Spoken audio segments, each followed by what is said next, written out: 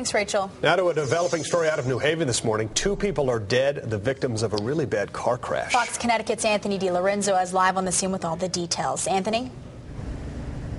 Well, police still have this area of Webster and Winter Street blocked off here in New Haven. You can see the car is still here as well. They haven't taken it away yet because they are waiting for daylight hours to come back out here with cameras to further photograph and map out this violent scene here. The car was speeding down the street around 1:30 this morning when somehow the driver lost control and just wrapped the car around that tree.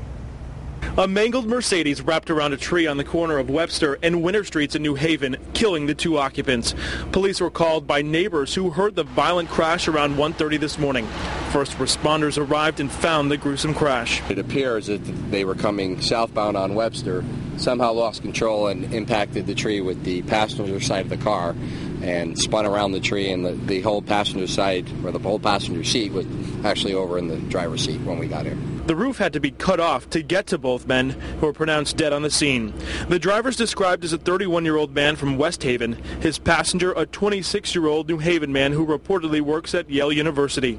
The drenching rain and high rates of speed may have led to this deadly drive. There was an officer in the area who saw this car just a minute or so before it happened.